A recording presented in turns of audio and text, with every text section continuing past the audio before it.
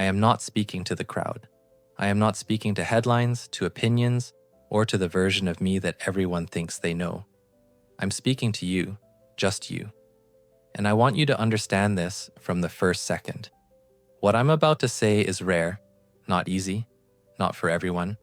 But if you listen, it will change how you see choice, love, and loyalty.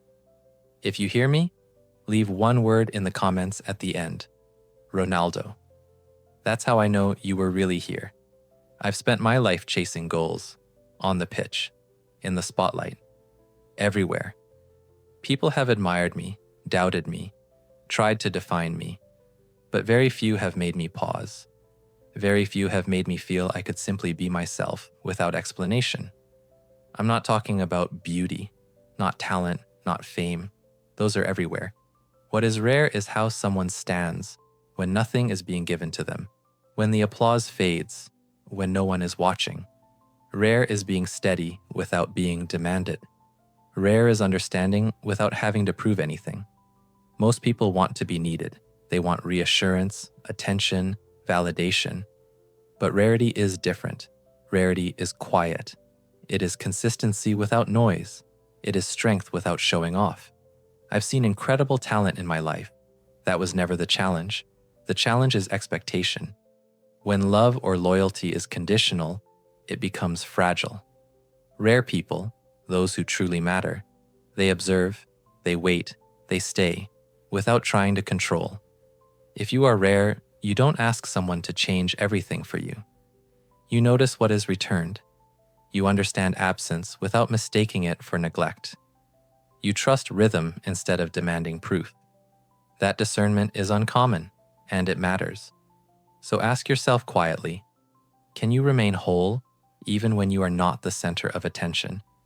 Can you stand without being propped up? If yes, you are rare.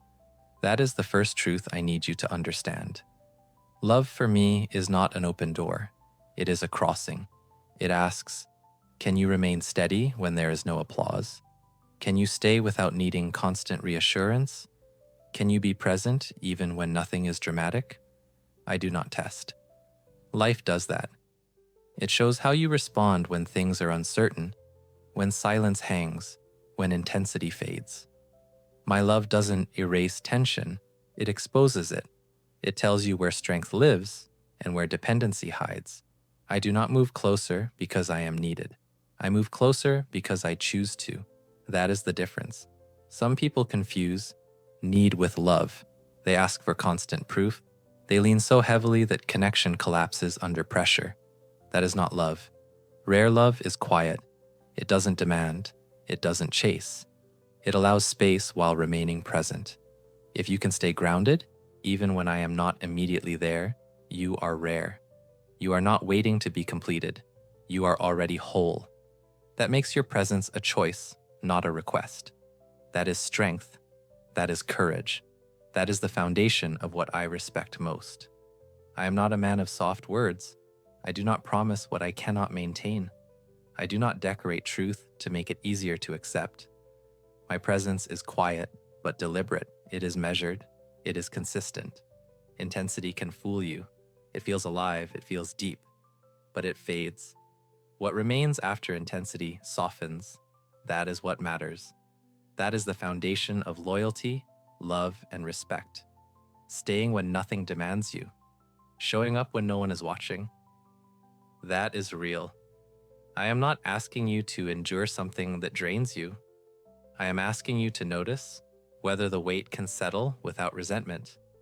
Because resentment grows when someone remains where they secretly wish they were free. The people who almost stayed didn't fail.